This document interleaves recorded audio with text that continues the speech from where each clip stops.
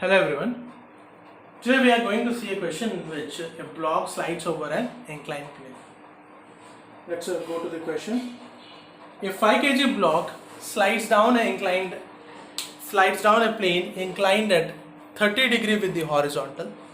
What is the acceleration of the block if the plane is frictionless and if the coefficient of kinetic friction is 0.2? So here there are two cases. Case 1 when the friction is absent, case 2 when the friction is present. So we need to find the acceleration for the both cases. So let's do this. Okay, let us do this. And before taking, I will take first of all I will take some general values and I will form a general expression, and after that I will put the values which are given in the question. So let us take a horizontal surface. So this is the horizontal surface, and with the horizontal surface an inclined plane makes some angle theta. So I am taking general values, let the angle be theta. So there is a mass here, mass is over the inclined plane. So let us take the value of mass as m. So this is given in the question, and the mass slides with an acceleration say a, which we are supposed to find out. Now let's take the case 1. What is case 1? Case 1. Friction is absent. Case 1 frictionless surface, right? Friction is absent, that is friction equal to 0. So this is our case 1. So let's see what happens to the acceleration. So before doing it, let's find out what are the forces acting on our mass. So the biggest and the force which is omnipresent, that is the gravitational force, which would be acting normally to the horizontal, correct? Is acting normally to the horizontal towards the earth. And since the block is over this slide, inclined plane, so inclined plane is also applying some force, reaction force, right? Normal force or reaction force. So this reaction force is because of the weight component of mass, the weight component of the mass along the perpendicular to the inclined plane. So what is that component? Okay, so what if this angle is theta, this angle is also theta. If this angle is theta, that is angle is also theta. Just I will give a small explanation for this. See here, it is something like this.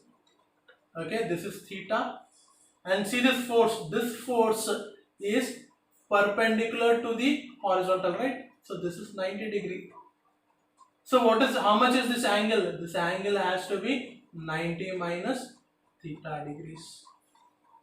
Now see the upper case. Okay, so this inclined plane it gets extended. So this normal line also gets extended. So this angle is also 90 minus theta, right? And this component which is there, for which this is the reaction force, that would be normal to this plane. So this is 90. This is 90 minus theta. This is 90. What is this angle? Theta. So that's why if this angle is theta, this angle is also has to be theta.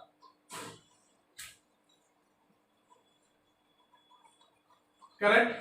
Now you see how this is mg, and this component, this angle is theta. So what is this component? The component of gravitational force, the component of the weight along the perpendicular to the plane, how much this would be? Mg cos theta. And the force which is along the plane, inclined plane, how much this would be? Mg sin theta. So this is mg sin theta. Okay, clear?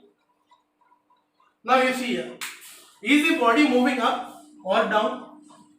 No, the body is neither moving up or down. Okay, it is sliding along the inclined plane. It is sliding in this direction, sliding along the inclined plane. That means the forces which are vertical to the inclined plane, that is n and mg cos theta are balanced. N and mg cos theta are balanced. Friction not taking place. So the motion is because of this force mg sin theta.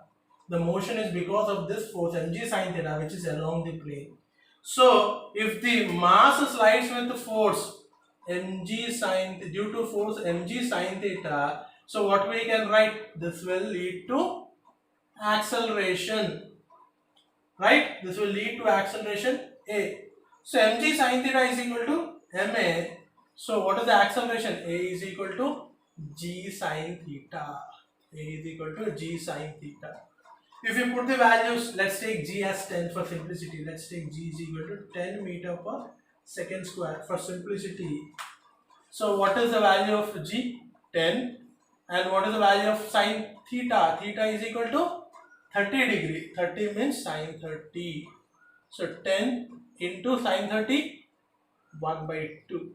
So acceleration is going to be 5 meter per second square if the friction is absent. So case 1 we got acceleration is equal to 5 meter per second square. Okay, let me write here. Case 1a, okay, is equal to 5 meter per second square. Now let's take the case 2. What is case 2? Case 2, friction is present. Friction is present. So what happens when friction is present? Let's see here. So body is sliding in this direction. So friction will act in the opposite direction, and it acts between whom? The surfaces of block and the inclined plane. Now, what is the direction of motion? This is the direction of motion. That means again in this case, normal and mg cos theta are balanced. So what are the forces which are not balanced? Mg sin theta and f are not balanced. So in which direction the body is moving? It is sliding in this direction. That means this mg sin theta is the dominant force. So what is the net force is acting along the inclined plane? So what is the net force? Net force will be mg sin theta, which is the dominating force, minus frictional force, which is opposing force. Dominating minus opposing. Whatever that net force is will lead to the motion of the body with acceleration. Let us call this acceleration in second case. Let us call it as a dash. Call that as a dash, so that you will not get confused with both cases. Okay, with friction, without friction, a. With friction, a dash. It is moving with different acceleration. Let us call them as a dash. Now, what is the value of friction? What is the value of friction? Value of friction is coefficient of friction into normal, mu kn. Coefficient of friction into normal. Now, what is the value of normal? I am writing here f is equal to mu k into normal. So, what is the value of normal? This force and this force are balanced. So, normal is equal to, magnitude of normal is equal to mg cos theta. So, mu k mg cos theta is the frictional force. Let us put it in this. So the equation becomes mg sin theta minus mu k mg cos theta is equal to ma. Let us take mg as common. If you take mg as common, sin theta minus mu k cos theta is equal to ma. Okay, a dash. We are taking it as a dash. So what is the value of a dash we got?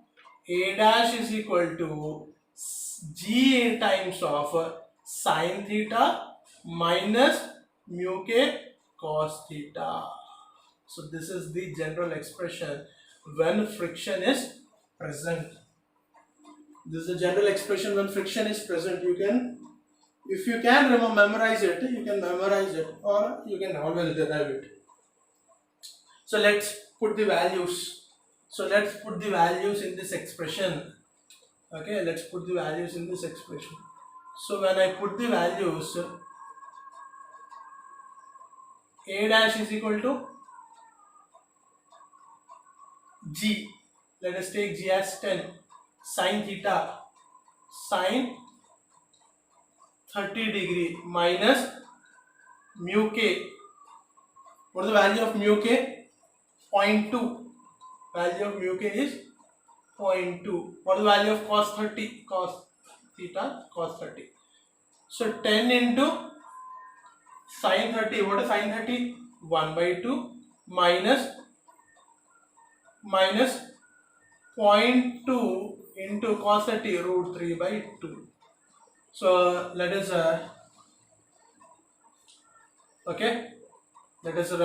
take 2 common, or you can cancel out anything, you can do your wish. So let me take 1 by 2 as common. So 1 minus 0.2 into what is root 3? 1.732. I am taking only 2 digits, 0.73. Okay, so calculate 10 by 2 how much?